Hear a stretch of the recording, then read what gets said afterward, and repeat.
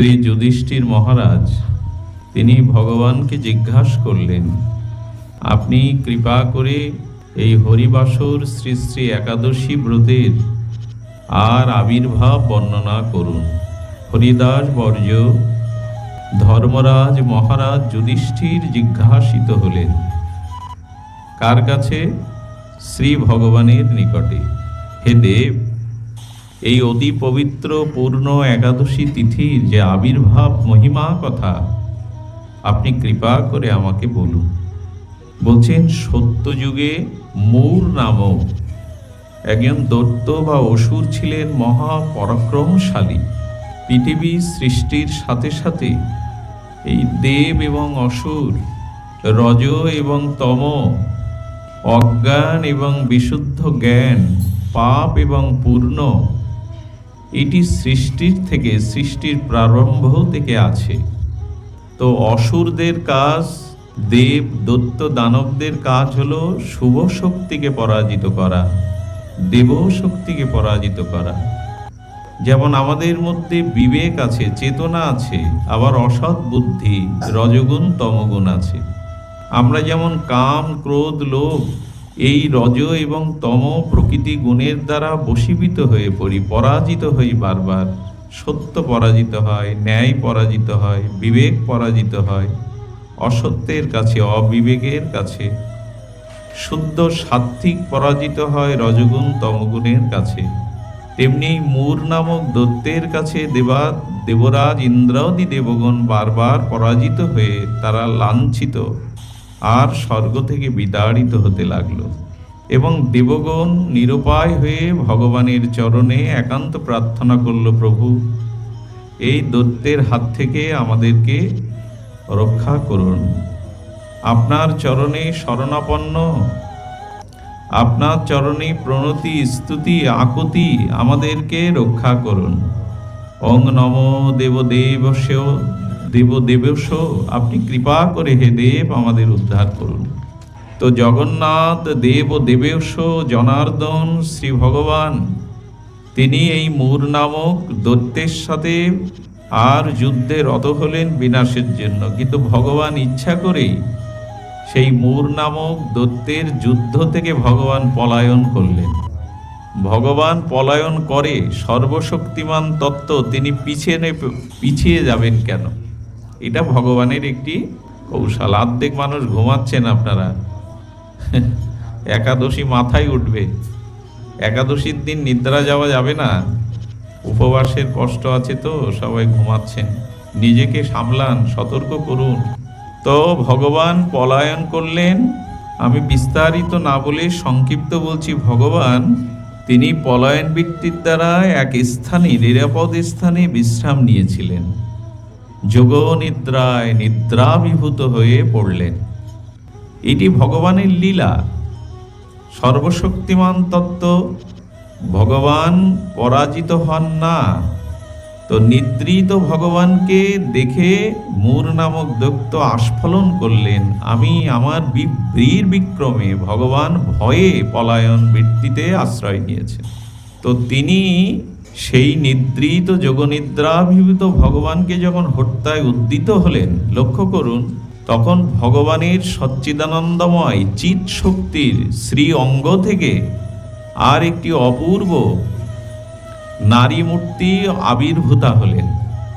সেই আবির্ভূতা দিব্য নারী মূর্তিটির তেজ দৃষ্টিতে মূর নামক অসুর বা দৈত্য বিনাশ হলেন। ভগবানের শ্রীঅঙ্গ থেকে উৎপন্না হলেন দিব্য জ্যোতির্ময়ী এক দেবী মূর্তি। তিনি তাকে দৃষ্টির দ্বারাই এই মূর নামক দৈত্যকে বিনাশ করলেন, পরাভূত করলেন। এবং তিনি মূর নামক দৈত্যকে বধ করে ভগবানকে স্তব স্তুতি বন্দনা করতে লাগলেন। যোগনিদ্রা বিবিধ ভগবান নিদ্রা হতে উত্থিত হয়ে বললেন, দেবী, প্রভুকে বারবার পুনঃ পুনঃ স্তব স্তুতি প্রণাম করে বলছেন, প্রভু আমি আপনার সচ্চিদানন্দ এই তত্ত্ব থেকে আবির্ভূতা হয়েছি। আমার কি নাম, কি পরিচয় আপনি বলুন। ভগবান তখন প্রসন্ন হয়ে স্মিত হাস্যে বলছেন, আজ থেকে তোমার নাম হলো একাদশী। এই হলো একাদশীর আবির্ভাব কথা। তাহলে একাদশী কে?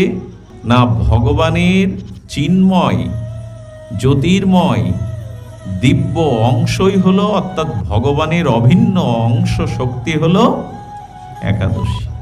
এবং তিনি বারবার প্রণত হয়ে বলছেন, প্রভু আমার নাম করলেন, একাদশী নামকরণ করলেন, তো সেখানে বলছেন তোমার কার্য ত্রিভুবনে আনন্দিত হবে।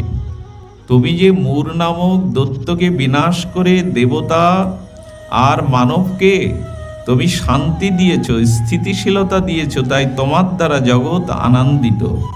তুমি মনোমত বর প্রার্থনা করো। হে একাদশী, তুমি আমার কাছে বর প্রার্থনা করো। একাদশী কি বললেন? ভগবানের কাছে কি বর চাইলেন? হে দেবেশ, আপনার কৃপায় আমি যেন সর্বতীর্থ মধ্যে প্রধান হতে পারি। তার মানে এই সংকেত এখানে এসেছে, আপনি পৃথিবীতে যত তীর্থাদি আছে সেই তীর্থ একজন ব্যক্তির পক্ষে পরিভ্রমণ বা তীর্থযাত্রা সম্পন্ন করা কি সম্ভব? আমাদের মধ্যে এখনো অনেকেই আছি, আমরা গয়া, কাশী, পুষ্কর, বৃন্দাবন, মথুরা, দ্বারকা এইসব পুরীতে অনেকেই আমরা যাইনি। তো বলছেন যে আপনি ত্রিসত্য করে বলুন, আপনার কৃপায় আমি যেন সর্বতীর্থ মধ্যে প্রধান হতে পারি। অর্থাৎ একাদশী ব্রত যিনি নিষ্ঠার সহিত শাস্ত্র বিধিপূর্বক একাদশী ব্রত পালন করেন, তিনি সর্বতীর্থ পরিভ্রমণের ভগবৎ কৃপা লাভ করেন। তার মানে আপনি একাদশী করছেন মানে সমস্ত বিশ্বব্রহ্মাণ্ডে যত তীর্থ আছে সেই তীর্থের থেকেও আপনি অধিকতর শ্রেষ্ঠ তীর্থ একাদশী তীর্থে আজ আপনি বাস করছেন। একাদশী তীর্থ বা আপনি অবস্থান করে সমস্ত তীর্থের পরিক্রমার ফল পাচ্ছেন। কথাটা ভগবান বলছেন। এখন আপনি এরকম গুরুত্ব দিয়েছেন, আমি গুরুত্ব দিয়েছি যে একাদশী নিষ্ঠার সহিত পালন করলে সমগ্র তীর্থের মধ্যে শ্রেষ্ঠ তীর্থ পরিভ্রমণের ফল প্রাপ্ত হয়। সর্ববিঘ্ন নিবারণকারী সর্বসিদ্ধিকারিণী যেন আমি আপনার কৃপায় হতে পারি। দেখুন কি মহিমা! আমাদের তো শ্রদ্ধা নাই, আর এইসব কথার সুদৃঢ় বিশ্বাস নাই। একাদশী ব্রত যিনি নিষ্ঠার সহিত পালন করবেন, সর্ববিঘ্ন হতে তিনি মুক্ত হবেন। এই কথা বিশ্বাস করুন, দৃঢ়তার সহিত মেনে নিন। যিনি শাস্ত্রের বিধিপূর্বক সদাচার পূর্বক বিধিনিষেধকে মান্যতা দিয়ে একাদশী ব্রত পালন করেন, তার জীবনে সর্ববিঘ্ন যাতে দূর হয় সেই বর প্রার্থনা করছেন। প্রভু, একাদশীতে যদি নিষ্ঠার সহিত কেউ পালন করে তাহলে সর্ববিঘ্ন নিবারণ হবে, সর্বসিদ্ধিকারিণী যেন হয়। আমাকে বর দিন, সর্বসিদ্ধি তার প্রাপ্ত হবে। হে জনার্দন, হে কেশব, যারা আপনার চরণে ভক্তিপূর্বক একাদশী ব্রত পালন করবে, কার সাথে কথা হচ্ছে এটি বলুন আপনারা? কার সাথে কথা হচ্ছে? শ্রী ভগবানের সাথে। ভগবানের পরমা শক্তি উৎপন্না এই দিব্য জ্যোতির্ময়ী একাদশীর সাথে কথা নয়, বর প্রার্থনা করছেন এবং ত্রিসত্য করে বলেছেন, আমি যা চাইবো প্রভু আপনি তা আমাকে প্রদান করবেন। বলছেন, হে জনার্দন, আপনার প্রতি ভক্তিপূর্বক একাদশীর দিনে যারা উপবাস করবে তাহাদের সর্বসিদ্ধি যেন প্রাপ্ত হয়, আপনি আমাকে এই বরই প্রদান করুন। ভগবান বলছেন, হে কল্যাণী, আমি তোমাকে এই বর প্রদান করছি যে তোমার সমস্ত মনোরথ যেন পূর্ণ হয়। তুমি যাহা বললে তা যেন সিদ্ধ হয়, ভক্তগণের সমস্ত মনোরথ পূর্ণ হয়। যারা একাদশী এবং আমার পূজা করবে তাদের সুখভাজন হবেই, সর্বতীর্থের অধিক পুণ্যশালী হবে। শ্রীবিষ্ণু ত্রিসত্য করে এই বরদান করেছিলেন। শাস্ত্র এমন বলা আছে যে তোমার ভিতরেও যে অসুর, মূর, এই জন্য গোবিন্দের আর এক নাম হলো মুরারি, ভগবানের আর এক নাম হলো কেন মুরারি? মূর নামক দৈত্যকে তিনি বধ করেছিলেন, এই জন্য ভগবানের আর এক নাম মুরারি। একাদশী ব্রত পালন করলে আমাদের ভিতরে যে কাম, ক্রোধ, পাশবিকতা, আসরিকতার রূপ দৈত্য আছে, ওই একাদশীর কৃপায় সেটাও বিনাশপ্রাপ্ত হবে। আমাদের ভিতরেও দৈত্য আছে, অসুর আছে, কাম, ক্রোধ, ভোগ, বাসনা, পাপ, এইগুলি সব অসুর বৃত্তি সম। শাস্ত্রে এরকম বলা আছে, একাদশীর সমান কোনো ব্রত, কি বললেন একবার বলুন আপনারা, একাদশীর সমান কোনো ব্রত নাই। যত ব্রত আছে, যেমন নদীর মধ্যে শ্রেষ্ঠা হলেন পতিত পাবনী গঙ্গা, তীর্থের মধ্যে তীর্থরাজ যেমন ত্রিবেণী সঙ্গমের, গঙ্গা যমুনা সরস্বতীর সঙ্গমের স্থল পুষ্কর, গাভীর মধ্যে যেমন কামধেনু বা সুরভি, তেমনি ব্রতের মধ্যে হলো একাদশী। মার্গশীর্ষ কৃষ্ণপক্ষে উৎপন্না একাদশী, মার্গশীর্ষ অর্থাৎ অগ্রায়ণে কৃষ্ণপক্ষে বিষ্ণু দেহহত মুরাসুর বর্তায় তিথি একাদশী বরা, অর্থাৎ অগ্রায়ণ মাসের কৃষ্ণপক্ষে বিষ্ণু দেহ হতে আর মুরাসুর বদ্ধাতাত্থায় তিথি রেকা একাদশী বরা। কেউ যদি প্রশ্ন করে একাদশীর, ঠাকুর একটু আসতে, একাদশীর সৃষ্টি কবে হয়েছিল? না, সেই সত্যযুগে মার্গশীর্ষ অর্থাৎ আগের বৎসরের প্রথম মাস ছিল কোনটি? বৈশাখ। এটা সম্রাট আকবর সম্ভবত বাংলা সালের প্রথম মাস করেন বৈশাখ। আমাদের গীতাতে বলছেন অগ্রহায়ণ হলো আমাদের বৈদিক সনাতনের বৎসরের প্রথম মাস আগে ছিল, কিন্তু পরবর্তীতে রাজা মহারাজারা খাজনা বা তাদের করের সুবিধার্থে তারা বৈশাখকেই প্রথম বছরের মাস হিসাবে গণনা করেন, এটা অনেকের জানা। তাহলে আপনাদের কাছে যদি প্রশ্ন করে একাদশীর আবির্ভাব কবে, তো শেষ সত্যযুগের আদিতে মার্গশীর্ষ অর্থাৎ অগ্রহায়ণ মাসের কৃষ্ণপক্ষে শ্রী ভগবানের অঙ্গ থেকে দেবদূতির্ময়ী এই একাদশীর সৃষ্টি বা আবির্ভাব, এগুলো আমাদের জানা থাকতে হবে। তো শাস্ত্রে বলছে তচ্চ কৃষ্ণ প্রণীতা দ্বিবিধা প্রাপ্ত তত্ত্বস্তথা ভোজনস্য নিষেধ ধা কারণে প্রত্যাবায়ত। একাদশীটা করতে হবে কেন? আমার পাপ ক্ষয় হবে বলে, আমার পুণ্য হবে বলে, আমি স্বর্গে যাব বলে? মা বলুন আপনারা একাদশী কেন করেন? আপনারা পাপ ক্ষয় হবে বলে, পুণ্য হবে বলে, স্বর্গ আদি পাবো বলে, সংসারের উন্নতি হবে বলে? না, এই উদ্দেশ্যে করলে সেই উদ্দেশ্যটা উদ্দেশ্য, তবে সেটা সকাম হয়ে যাবে, নিজের কামনার জন্য হয়ে যাবে। একাদশী করতে হবে কেন? যেন ভগবান প্রসন্ন হন, শ্রীকৃষ্ণ রাধারানী প্রসন্ন হন। ভগবানকে আনন্দ বা প্রসন্নতার জন্য যা করা হয় তা সর্ব মহামঙ্গল যুক্ত হয়। আমার রোগ শোক বিপদ আপদ দূর করবার জন্য যে ব্রতের সংকল্প করা হয় সেটা অত্যন্ত সকাম, সেটা নিজের স্বার্থ, নিজের কামনার জন্য হয়। তস্মিন তুষ্টে জগত তুষ্ট তরুমূলং নিষেবনং চ, অর্থাৎ বৃক্ষের গোড়াতে জল সিঞ্চন করলে যেমন শাখা পোশাখা পল্লবিত হয়, যে কোনো অনুষ্ঠান ব্রত যদি ভগবানকে আনন্দ দানের জন্য হয় তবে সর্বময় মঙ্গল হয়ে যায়, আলাদা করে কিছু চাইতে হয় না। আচ্ছা, বাড়ির যিনি কর্তা, জাগতিক কর্তা, সংসার যাত্রা নির্বাহ করেন, সংসারের সবার ভরণ পোষণ করেন, কোনো কারণে বাড়ির কোনো পরিবারের সদস্যের কারণে সেই কর্তা ব্যক্তি যদি খুব প্রফুল্ল থাকেন, প্রসন্ন থাকেন, সেই দিন বাড়ির সবার আনন্দ হয় না?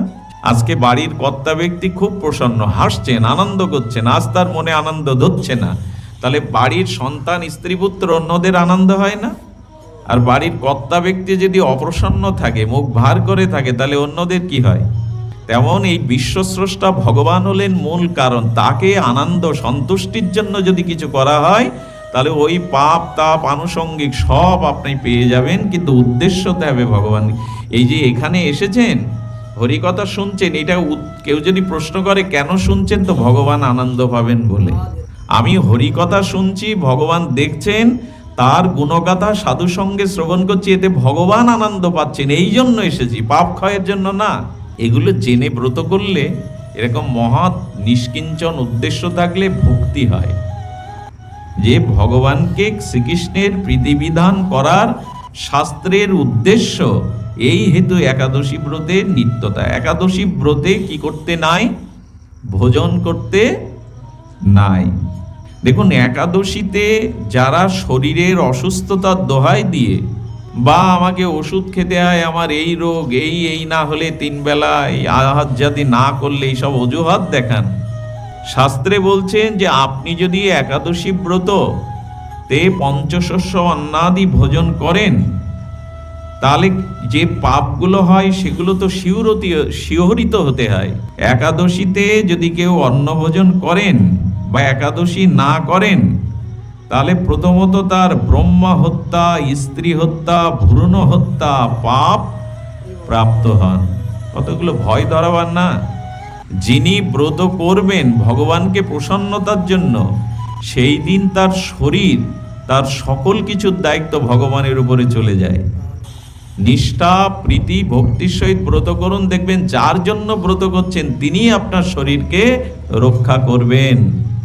উত্তরপ্রদেশে অতি পাপী, ভ্রষ্টাচারী, হেন পাপ নেই করেনি, সে মারা গেল একাদশীর দিন।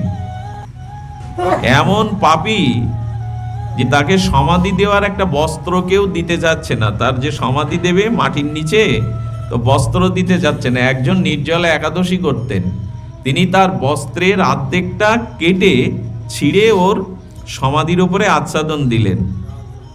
পরবর্তীতে সেই আত্মাটি যখন উদ্ধার হওয়ার নয়, ভ্রষ্টাচারী পাপী আত্মা, এই পাপী জীবাত্মা, কিন্তু তিনি হর্ষান্বিত হয়ে আর বাণী বলতে বলতে গেলেন, এই নির্জলা একাদশী ব্রতধারীর এত পবিত্র, ভগবান এত প্রসন্ন হয়েছে যে তার অঙ্গের প্রসাদী বস্ত্রখণ্ড আমার অঙ্গে দেওয়াতে আমি এখন মুক্ত হয়ে, পাপ মুক্ত হয়ে উদ্ধার হয়ে চলে যাচ্ছে। যুগল কিশোরের জন্য অনেক সময় অনেকেই বাঁশি গড়িয়ে দেয়, রূপর সোনার আজও এই প্রথা।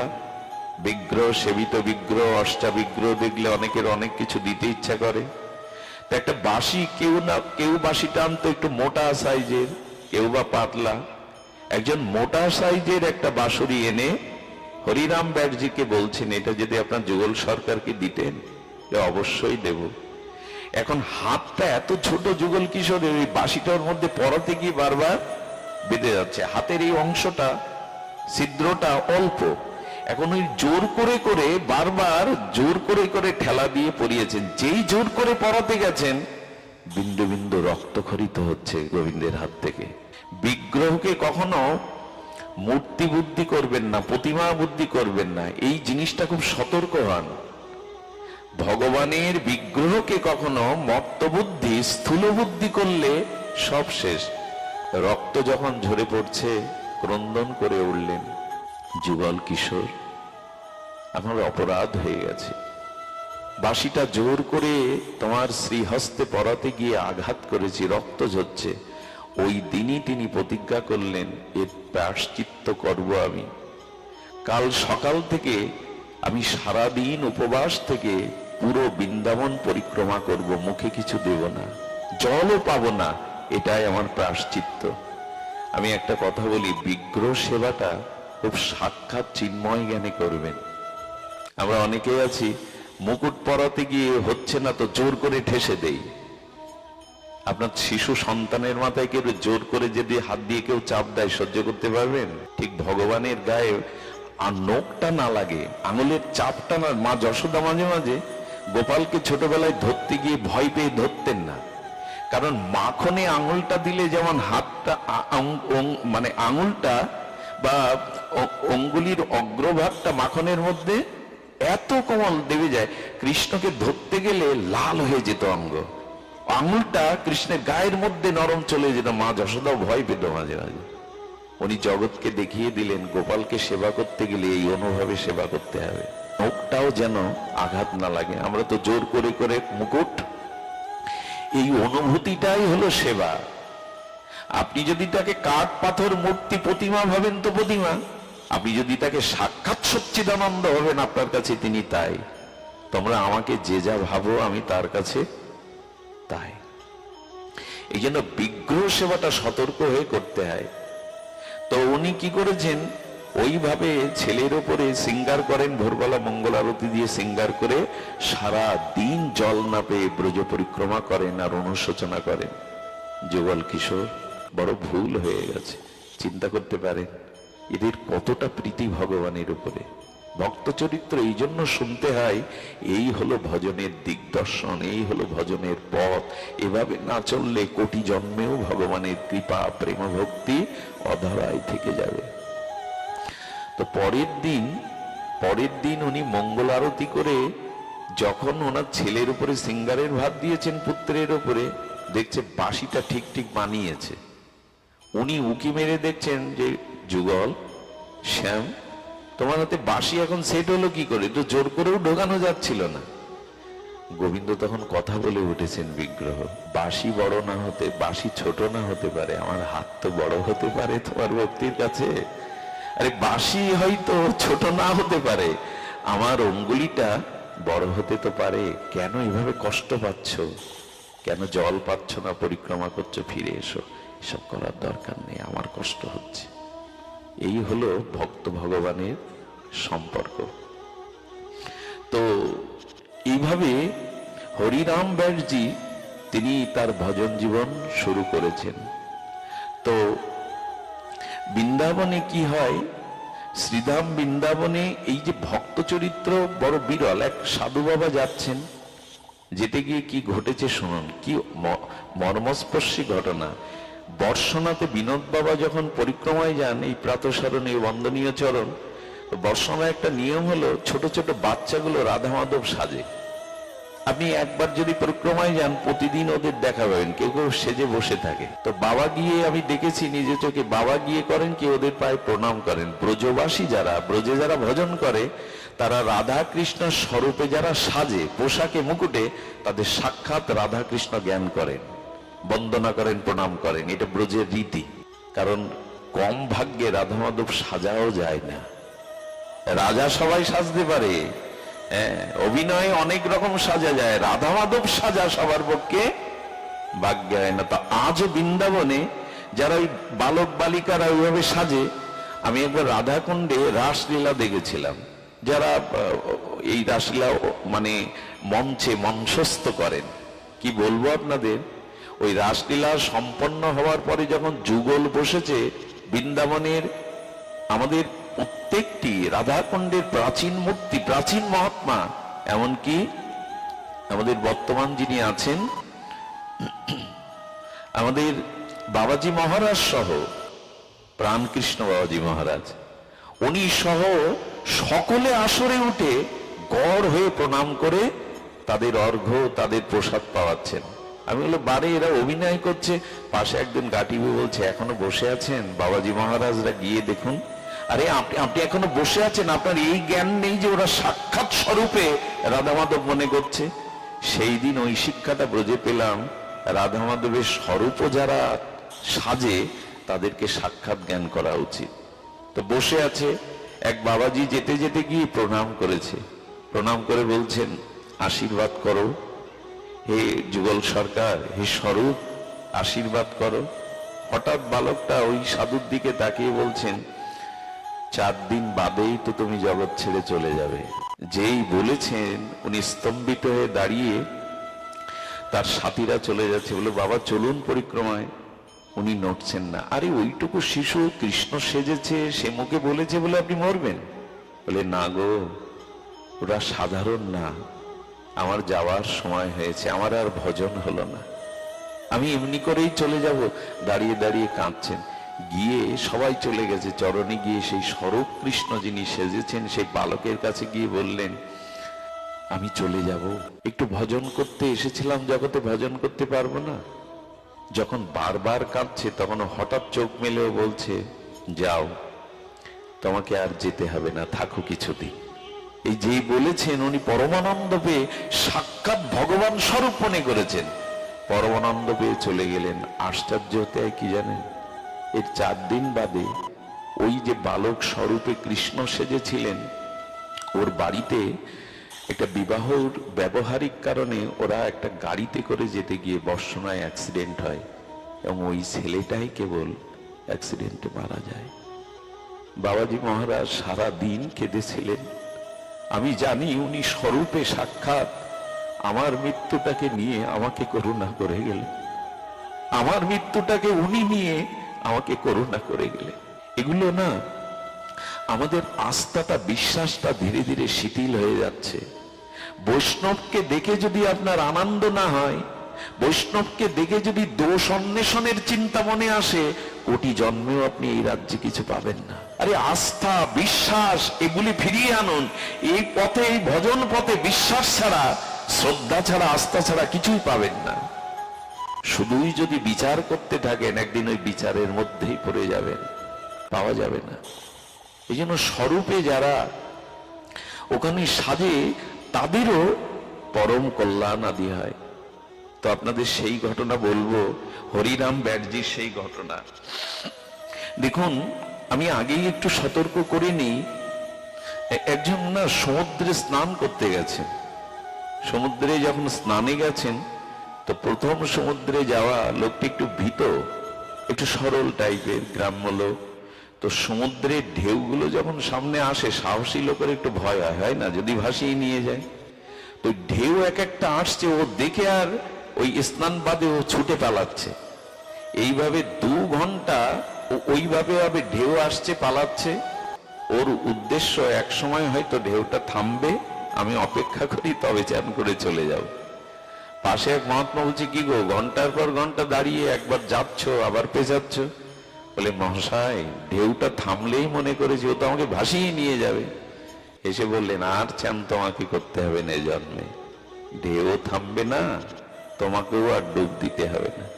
কত অজুহাত আমাদের, ছেলেটার এই হয়নি, মেয়েটার এই হয়নি, সংসারের এই দশা, এসব মিললে তবে তোমাদের সাথে হরিকথা শুনতে যাব, ভজন করব, ব্রজে যাব। সংসারে ঢেউ কারো থামবে না। ওতে ভয় পেয়ে পিছিয়ে গেলে স্নান আর হবে না। ডুব যদি দিতেই হয়, এই যন্ত্রণা, জ্বালা, এর মধ্যেই ডুব দিতে হবে, এর মধ্যেই ডুব দিতে হবে। সময় কারো জন্য আলাদা বরাদ্দ নাই।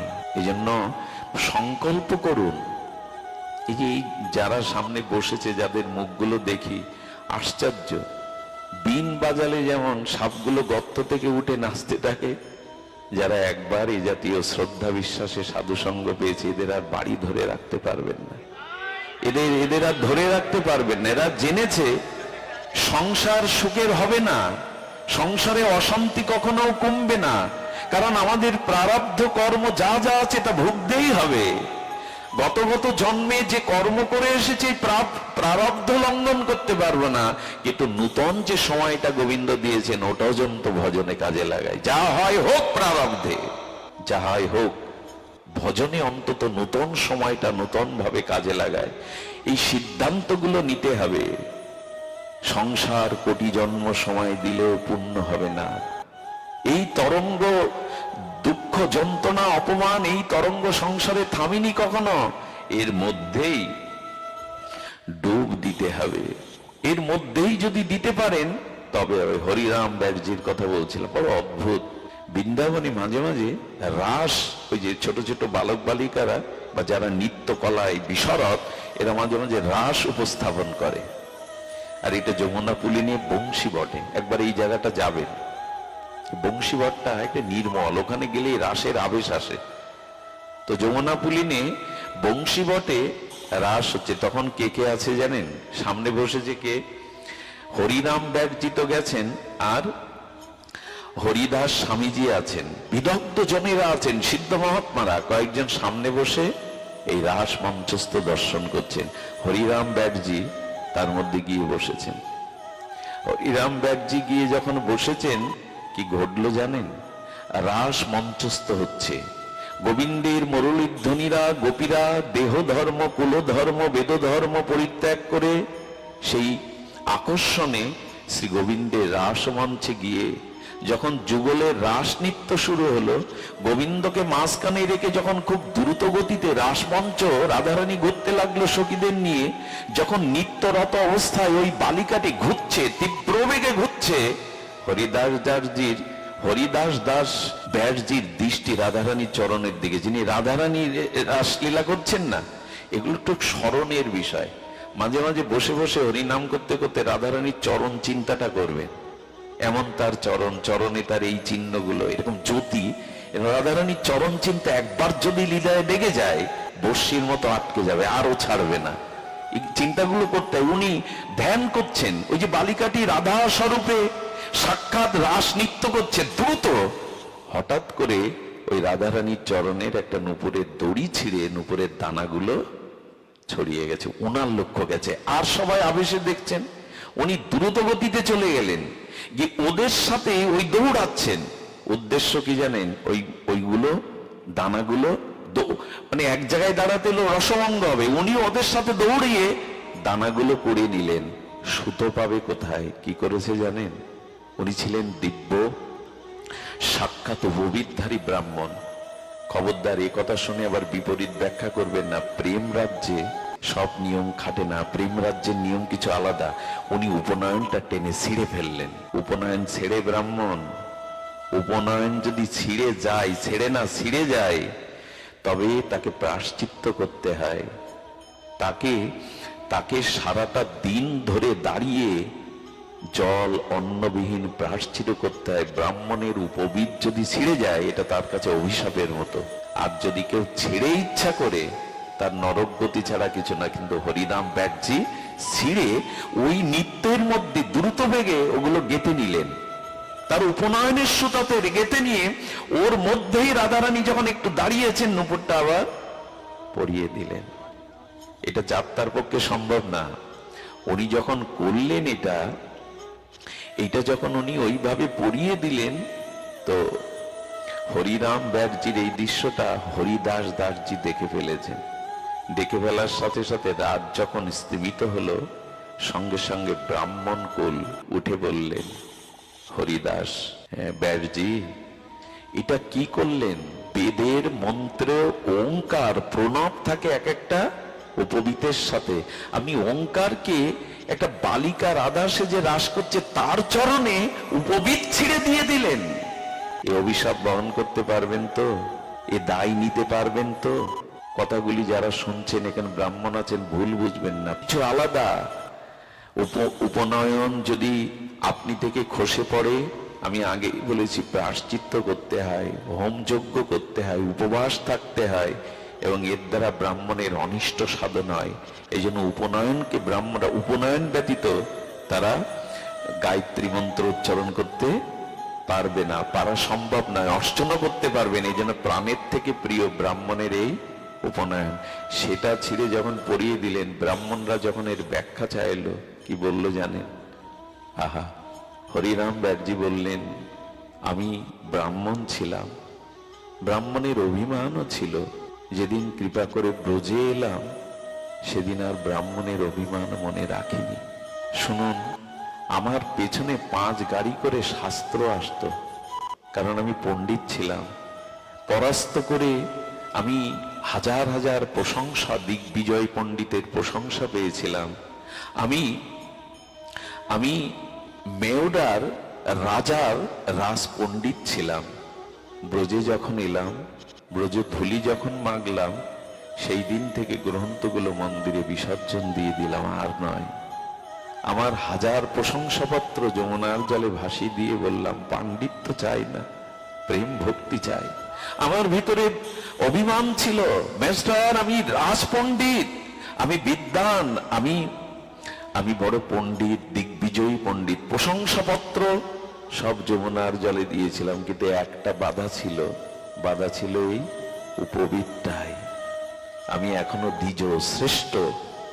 আপনারা অপরাধ মনে করেন আর যাই করেন, আমার এই উপবিদও যেন আমায় বলল, যদি আমারও গতি করতে হয় রাধারানীর চরণে দিয়ে দাও, ওই চরণেই দিয়ে দাও যে চরণ গোবিন্দ মস্তকে ধারণ করে ধন্য মনে করেন, সেই চরণে দেওয়া অপরাধ নয়। হরিদাস স্বামীজি উঠে দাঁড়িয়ে বললেন, ওনার সম্পর্কে আপনারা কতটুকু জানেন জানি না, তবে ওনাকে ঘাটাবেন না। উনি রাধারানীকে সাক্ষাৎ জ্ঞান করে চরণে পড়িয়ে দিয়েছেন। এই জন্য তখন যারা পণ্ডিত ব্রাহ্মণ ছিল জানলো হরিদাস জার্জি সাধারণ না। কি বলবো, একদিন গয়াপ্রসাদ শাস্ত্রী, বিখ্যাত মনীষী, গয়াপ্রসাদ শাস্ত্রী এরকম বৃন্দাবনে যাওয়ার আগে এই কথাগুলো শুনে বুঝে যাবেন, তাহলে ব্রজযাত্রাটা সার্থক হবে। ব্রজযাত্রা সহজে যেতে নেই, গেলে ব্রজের মহিমাকে জেনে তবে যেতে হয়। তো গয়াপ্রসাদ শাস্ত্রীজি একদিন এরকম মঞ্চস্থ হচ্ছে একটা লীলা, ওই যে রাধা কৃষ্ণ স্বরূপে, আমি স্বরূপ বলছি কেন জানেন, ওদেরকে মনে করা যাবে না অভিনয়। সবাই অনেক কিছু সাজলেও রাধা মাধব সবাই সাজতে পারে না, মানায়ও না। গয়াপ্রসাদজি শাস্ত্রীকে বলছেন, বৃন্দাবনের সবাই এই স্বরূপকে কৃষ্ণ জ্ঞান করে, রাধা জ্ঞান করে। উনি বললেন, এটা আমার মনে ধরে না, কে সেজেছে রাধা কৃষ্ণ, এটা ব্রজের কথা বলছে, আমাদের এখানে না। ব্রজে সব সম্ভব, ওটি চিন্ময় ধাম, ও ধূলিকণা স্পর্শ হলেই ভক্তি সঞ্চারিত হয়। তো তখন কি হয়েছে, গয়াপ্রসাদ শাস্ত্রী 3 দিন ধরে ওই রাধা মাধবের লীলা দেখছেন, কিন্তু মনে বিশ্বাস আসছে না যে এরাই স্বরূপে রাধা কৃষ্ণ। হঠাৎ উনি চিন্তা করলেন, আচ্ছা এটা পরীক্ষা করি না, আজকে যদি কৃষ্ণ যে সেজেছে, সে যদি ওই যে ফলটা রাখা আছে আপেলটা, ওটা যদি ও প্রসাদ রূপে চিবিয়ে আমাকে দেয়, আমি বুঝবো নি স্বরূপে কৃষ্ণ। কত বড় পরীক্ষার সামনে ফেলেছেন দেখুন। ওই দিন লীলা করতে করতে হঠাৎ দেখলেন সেই কৃষ্ণ স্বরূপ বালকার ফলটা নিলেন, চর্বিত করে দৌড়ে গয়াপ্রসাদ শাস্ত্রীর কাছে, একটু হা করো না, তাড়াতাড়ি হা করো, গালে দিয়ে দিলেন। যেই দিয়ে দিলেন, প্রেমে মূর্ছিত হয়ে 3 দিন মোচ্ছা ছিল না, 3 দিন।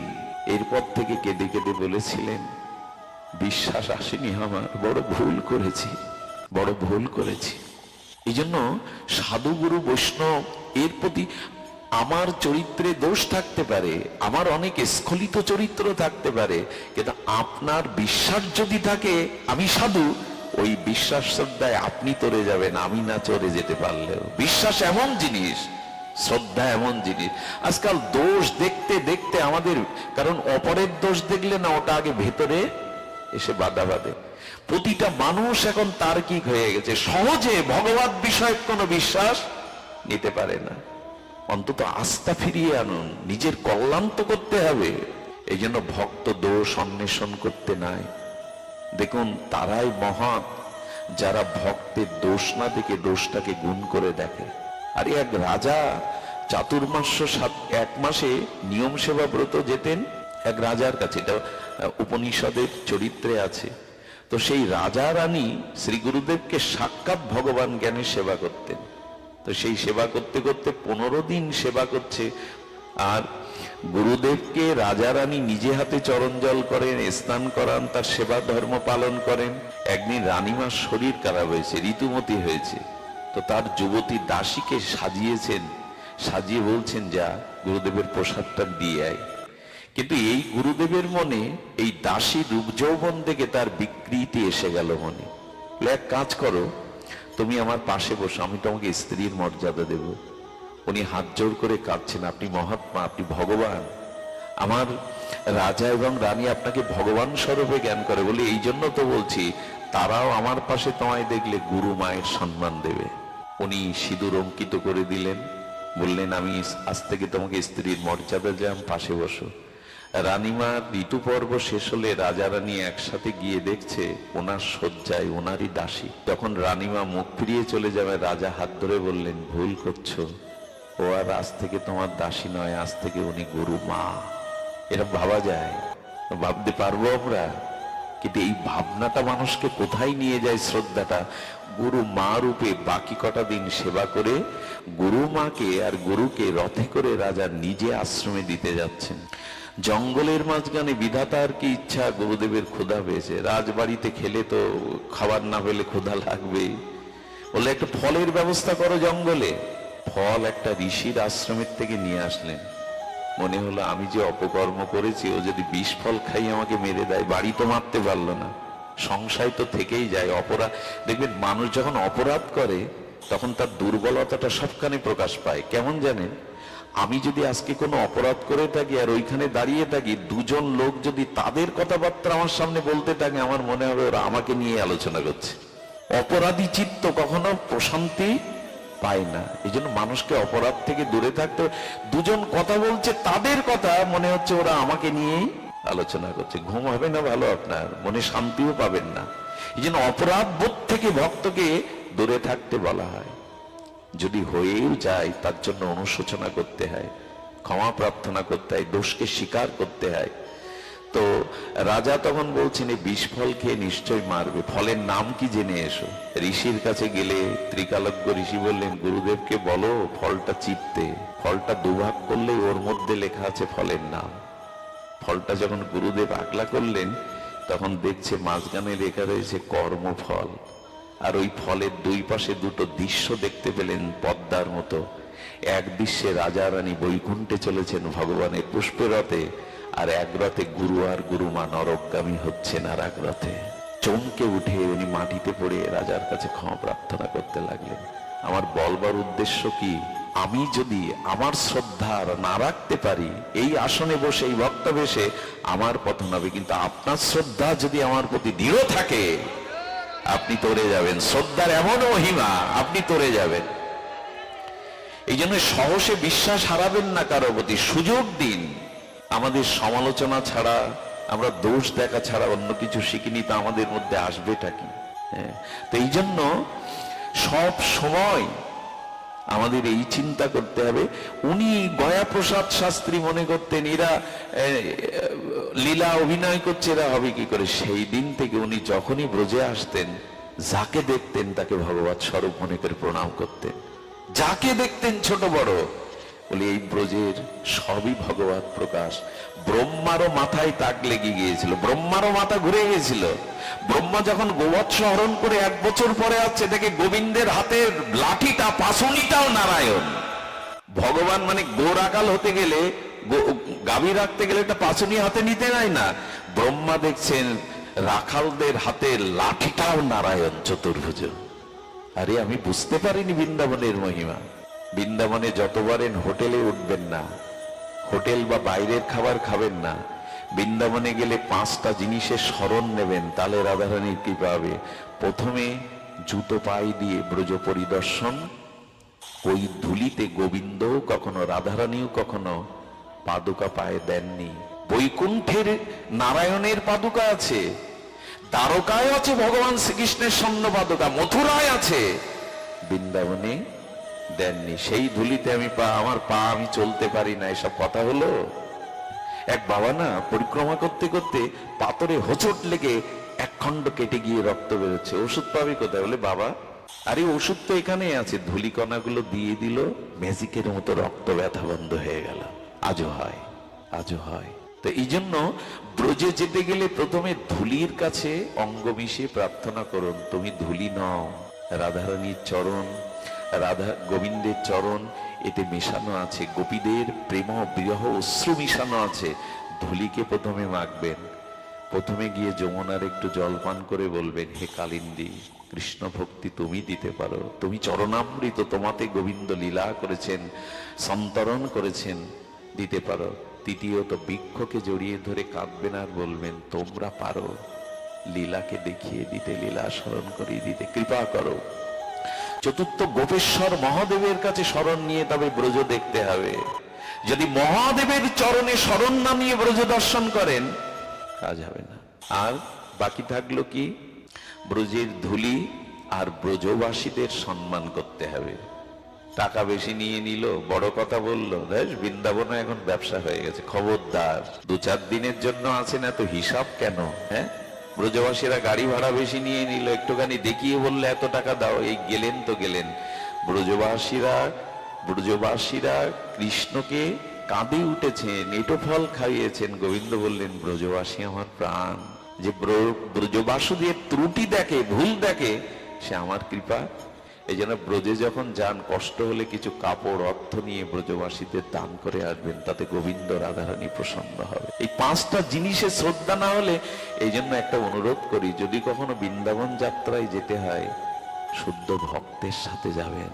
বেড়ানো চালানোর মতো করে গেলে না, বিষয় লোকের সাথে সব শেষ, অপরাধ জালে জড়িয়ে যেতে হবে। এই জন্য ব্রজযাত্রা শ্রী গুরুদেব বৈষ্ণব শুদ্ধ ভক্তের সাথে যেতে হয়। যমুনায় গিয়ে কি হয় জানেন, ওই ভক্ত যমুনার মহিমা কীর্তন করতে থাকে, তখন আপনার যমুনার প্রতি শ্রদ্ধা বেড়ে যাবে। এই জন্য ভক্তের সাথেই যেতে হয়। আজ মহাপ্রভু চলেছেন বৃন্দাবনে। কে চলেছেন? মহাপ্রভু। পেছনে হাজার হাজার লক্ষ লোক। সনাতন গোস্বামী গিয়েছে, বললেন প্রভু এবার আর তোমার বৃন্দাবন যাত্রা না যাওয়াই উচিত। সনাতন বাধা দিচ্ছে মহাপ্রভুকে। সনাতন, তুমি বিজ্ঞ, তুমি কেন বলছো? বললেন, যার সাথে লোক হয় লক্ষ কোটি, বৃন্দাবনে নহে তার। সনাতন, তুমি ঠিকই বলেছ, বৃন্দাবনে বেশি লোকজন হই হুল্লোড় করে যেতে নেই। তুমিই তো শিক্ষা দেবে, তুমিই তো বিজ্ঞ। সনাতন, মহাপ্রভু গেলেন না। এর থেকে আমরা শিখতে পারি, জানতে পারি, হই হুল্লোড় করে পিকনিক করার মতো, বেড়ানোর মতো করে বৃন্দাবনে যাওয়া উচিত নয়। ব্রজের যে যাত্রাটা, এরকম তাদের স্বরূপ জ্ঞান করতে হয়। এই জন্য দেখবেন প্রাতঃস্মরণীয় বিনোদ বিহারী বাবা, প্রাণকৃষ্ণ বাবা, ব্রজ বালিকাদের দেখলে আমার একটা স্মৃতি মনে পড়ে। আমরা পেশায় ঝাড়ি গিয়েছিলাম। আপনাকে 2.5-3 ঘন্টা পায়ে হেঁটে যেতে হবে, কোনো যানবাহন পাবেন না। আর সেই পেশায়ের বন, 200 বছরের কাঠ, ওখানে কেউ সই না, বাড়ি নিয়ে যায় না। জঙ্গলের মধ্যে পথটা কে যেন বাতাসে পরিষ্কার করে দেয়, ছোট পথ। ওইখানে সাধারণত কেউ টিকতে পারে না, যারা প্রকৃত ভজন না করে। সৌভাগ্য হয়েছিল ওই জঙ্গলে যাওয়া। সেখানে অশ্বত্থামা এখনো জেগে আছে। অশ্বত্থামা অমর, অশ্বত্থামা সেখানে এখনো আছে। তো ওই জঙ্গলে এক বাবাজি মহারাজ রাধারানীর নুপুরও পেয়েছিলেন, সেই স্থানটা এখনো বাঁধানো আছে। সৌভাগ্য হয়েছিল গৌর বাবার দ্বারা, আমাদের ধনঞ্জয়, আমরা নিতায়, আমরা সেখানে গিয়ে কিছুটা সেই মাটির স্পর্শ পেয়েছিলাম। বলছি এই কারণে, কাঠ ফাটা রৌদ্রে চলে আসছি আমরা। ওই যে বললাম 2.5 ঘন্টা কোনো গাড়িতে পাবেন না, তো চলে আসছি। এক ব্রজমা সেই কাঠ জোগাড় করে জঙ্গল থেকে চলে যাচ্ছে, অন্য জঙ্গল থেকে। ছোট একটা বাচ্চা মেয়ে, 4 বছর হোক, ওর মাথায় বোঝা, ঘেমে দরদর করে পড়ছে বোঝা মাথায়। আমাদের দেখে না মিষ্টি করে হেসে বলছে, জয় রাধে বাবা, জয় রাধে। থমকে দাঁড়ালাম, হাসি মুখে এমন করে জয় রাধে বলল। ওর চরণের দিকে যাওয়ার পথে অনেকক্ষণ তাকিয়েছিলাম। কত কোটিকাল সৌভাগ্য ক্রমে এরা বোঝে জন্মেছে। মাথায় বোঝা, দরদর করে ঘাম ঝরছে, ওইটুকু বালিকা কি মিষ্টি করে জয় রাধে বাবা, জয় রাধে। প্রাণ জোড়ানো তাদের মুখের শব্দ যেন সঙ্গীতের মতো রসালাপ করে, তাদের হাঁটাটা যেন নৃত্যের মতো। এই জন্য ব্রজে যেতে হয় একটা অনুভূতি নিয়ে। মহাপ্রভু যবে নারীর গ্রামে গিয়েছিলেন, নাচিতে নাচিতে প্রভু আইলো আলিটো গ্রাম। প্রভুর চোখে জল, প্রভু ধুলাই গড়াচ্ছে আর অশ্রু সজল নয়নে বলছে, বলতে পারো রাধাকুণ্ড কোথায়, বলতে পারো শ্যামকুণ্ড কোথায়। স্বয়ং যে শ্যামকুণ্ড প্রকাট করলো, সেই এইভাবে কাঁদছে। মহাপ্রভু জানালেন, হৃদয়ে ব্যথা নিয়ে, ব্যাকুলতা নিয়ে, চোখে অশ্রু নিয়ে ব্রজে যেও। যারা ব্রজে এইভাবে যায়, এদের প্রাণ ছিঁড়ে যায় কখন জানেন? যখন ব্রজ থেকে চলে আসে। ব্রজ থেকে যখন চলে আসে, এদের প্রাণ কে যেন টেনে ছিঁড়ে নেয়। আড়ালে কাঁদতে দেখেছি তাদের রাধারানী। কেন ব্রজ থেকে চলে যেতে হবে? তো এই হরিরাম ব্যাসজির মেয়ের বিবাহ ঠিক হলো। মেয়ের বিবাহ ঠিক হলে উনি মেয়েকে বললেন, বাহ, বিবাহ করে ব্রজে ছেড়ে যাবি? ব্রহ্মাও যে ব্রজের বাস আশা করে, বিয়ে করা এত দরকার, আর বিয়ে যদি করবি ব্রজের বাইরে চলে গেলে আমি মুখ দেখাবি না, এই না হলে বাবা। মেয়ে বলল, বাবা তো ঠিক হয়েছে বিবাহ, তুমি অমত করো না। আপনাদের কি বলবো, বিবাহ হওয়ার পরে যখন বিদায় বেলা, হরিরাম ব্যাসজি কাঁদছেন। প্রণাম করতে গিয়ে মেয়ে বলছে, বাবা তোমার চোখে জল। বলে, ভুল বুঝলি, আমি তোর জন্য কাঁদছি না, আমি কাঁদছি আজ ব্রজ থেকে ব্রজের বাইরে চলে যাচ্ছিস বলে। ওরে হতভাগিনী, এখানে ব্রহ্মাও ধূলি হওয়ার জন্য তপস্যা করে, সেই ব্রজ ছেড়ে চলে যাচ্ছিস। তো উনি যে রাজপণ্ডিত ছিলেন, সেই রাজা এসেছিলেন বিবাহে।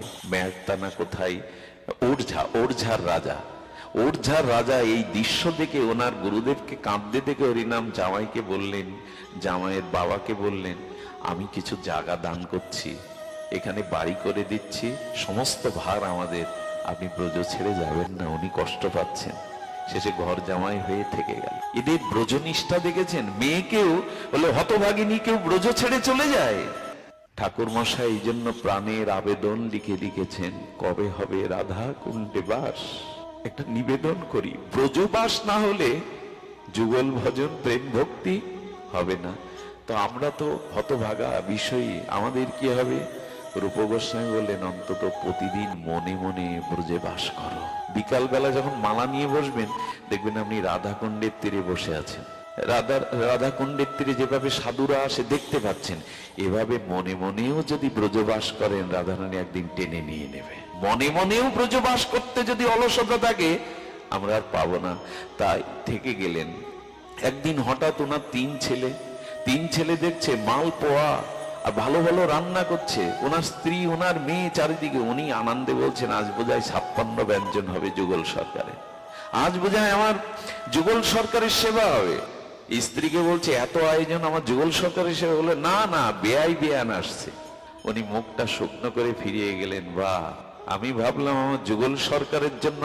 দেখুন সাধুদের রতি দেখুন। উনি তখন মনে মনে ব্যথা ফেললেন, বাহ, বেআই বেয়ানের জন্য আয়োজন, আমার যুগল সরকারের আয়োজন নেই। এই জন্য আত্মীয় স্বজনের প্রতি কর্তব্য করতে হয়, কিন্তু সাধুদের প্রীতি থাকে বেশিরভাগে ভক্তের দিকে। আমরা জামাই আদর কত বুঝি, তাই না? মেয়েটাকে মারে, ব্যথা দেয়, তাও আদর বুঝি, অথচ সাধু আদর বুঝি না। সাধু প্রীতিটা বাড়ান। বাড়িতে একজন সাধুর পাপ ধুলো পড়া মানেই দেবতার বরাভয় আশীর্বাদ আসা, গোবিন্দ সন্তুষ্ট হন। এই জন্য উনি মনে মনে ব্যথা পাচ্ছেন। ব্যথা পেয়ে যখন সেবা করতে বসেছে, তখন বেআই বিয়ানরা, বিষয়ী লোকরা একদিকে, আর একদিকে ভক্তরা বসেছেন। কিছু সাধুদেরও নিমন্ত্রণ হয়েছে। উনি কি করেছেন জানেন? ভালো ভালো গুলো যখন বিষয়ের পাতে যাচ্ছে, ওনার তো হৃদয়ে জ্বালা ধরছে। হ্যাঁ, ভক্তরা পেল না, পেল ওই। আর এই যে দুগ্ধ দিতে দিতে কি করেছে জানেন? আহা, খুব ভালো ঘটনা। দুগ্ধ দিতে দিতে হরিরাম ব্যাসজির স্ত্রী সেই দুগ্ধের ভিতরে যে ওই স্বর বা সার থাকে না, ওইটা পড়ে গেছে হরিরাম ব্যাসজির পাতে। বললেন, বাহ, আর জায়গা পেলে না। না, সাধুদের পাতে পড়লো না, আমার পাতেই দিয়ে দিলে। বড় ব্যথা পেয়ে উঠে দাঁড়িয়ে উনি গালাগালি শুরু করেছেন। হ্যাঁ, এই রক্ত মাংসের দেহের সেবা তোমার ইচ্ছা, আর একে পুষ্ট করে কি করবে? সারাদিন যারা আহার ভুলে রাধা মাধবের ভজন করে, তাদেরকে দিতে হয় উত্তম বস্তু, দাও, তাদেরকে দিতে হয়। এই রক্ত মাংসের শরীরটাকে কেন দিচ্ছ? তেজে উঠলেন। সাধুরা বলছে, বাবা, বাবা রাগতে নাই, মা দিতে গিয়ে পড়ে গেছে, উনি তো আর বেছে বেছে দিচ্ছেন না। দেখুন সাধু প্রীতি কতখানি। বাড়িতে যেদিন অনুষ্ঠান হয় না, এই বৈষ্ণব সেবার জন্য আত্মীয় স্বজনের চিন্তাটা পরে করবেন, আগে ভক্তদের চিন্তা করবেন। মা কি করে? সন্তানকে খেতে দেওয়ার সময় কড়াইতে হাঁড়িতে তার জন্য আছে কি দেখে? আহারে, মা অনেক সময় দেখে না তার জন্য কিছু আছে কিনা। এরকম সেবা জ্ঞানে বৈষ্ণব সেবা করলেই তবে রাধারানী খুশি হন। বৈষ্ণবকে গোবিন্দ সম জ্ঞান করে সেবা করতে হয়। তো উনি যখন বকাবকি শুরু করেছেন, স্ত্রী বলছে, ভুল করেই পড়ে গেছে তোমার পাতে দেওয়ার জন্য আমি দেইনি, একটু সময় দাও। বাবা, আপনারা একটু বসুন। উনি অসন্ত ঘরে গিয়ে দুধ ছিল, ওইটা চিনি দিয়ে ক্ষীর তৈরি করে এসে যখন বাবাজিদের সব পাতে দিয়েছে, উনি ভেতরে এসে কড়াইতে দেখছেন কড়াইটা খালি, আর কারোর জন্য আত্মীয় স্বজন রাখেননি। উনি কি করলেন জানেন? স্ত্রীর পায়ে প্রণাম করে বললেন, ধন্য তুমি, তোমার রাধারানী কৃপা করুক, তুমি সৌভাগ্যবতী হও, তুমি রাধারানী কৃপা পাও, তুমি নিজের জন্য না রেখে, আত্মীয় স্বজনের না রেখে আমার সাধুকে পাইয়েছ। সন্তুষ্ট হলে সাধুর লক্ষণ বোঝা যায়। নিজের সর্বস্ব দিয়ে সাধু সেবা করে যদি আনন্দ পায়। আচ্ছা, এই দিদির যে অবস্থা, আমি যতটুকু জানি, অবস্থা কি তা আমি খুব জানি না, কিন্তু রুচিটা দেখে ভালো লাগছে। আর সাধুগুরু আসবে, কি সুন্দর করে একটা সুন্দর পরিপাটি করেছেন। মানুষের অর্থ যদি ভগবত সেবায়, ভগবত কর্মে না লাগে, সেই অর্থ অভিশাপ হয়ে দেখা দেয়। যারা এগুলি করেন, এই মাসব্যাপী আমাদের মোবারকপুরে অনুষ্ঠান হয়, হৃদয় দা, আমাদের দাদারা আছেন, মৃত্যুঞ্জয় দা, দাদারা আছেন, মিলে করেন। আমি তখন ভাবি একটা মাস দীর্ঘ ভাগবত পাঠ, ভক্ত সেবায়, এই হলো অর্থের সদুপযোগ। দাদা মাঝে মাঝে বলেন, দাদা এক একদিন 2-4 জন গ্রাহক হয়ে যায়, আমি দেব আমি দেব। এই জন্য অর্থ সামর্থ্য ভগবত কাজে। মহাপ্রভু বসেছেন হরিদাসের নির্জনে, মহাপ্রভু বললেন আমার পাতে কেন দিচ্ছ, ভক্তদের পাতে দাও। লাবড়ি কাকে বলে অনু? লাবড়ি বলে আমার পাতে এইগুলি দাও, ভক্তদের পাতে ভালো ভালো দাও। এই হলো বৈষ্ণব সেবা শেখাচ্ছেন মহাপ্রভু। দ্বিতীয় ঘটনা বলি, সময় নেওয়ার অধিকার নেই। হরিরাম ব্যাটজি কি করেছেন, ওনার সময় হলো অপ্রকারের। 102 বছর বুঝেছিলেন। কয় বছর ছিলেন? 2 বছর। উনি বুঝতে পেরেছেন আর নয়, ডাক এসেছে। 3 ছেলেকে ডাকলেন। ওনার 3 ছেলেকে ডাকলেন, এক যুগল, একজন নাম কিশোর, আরেকজন বিমল। এই 3 ছেলেকে ডেকে উনি 3টে ভাগ করেছেন। খুব মার্মিক কথা, শুনতে হবে মন দিয়ে।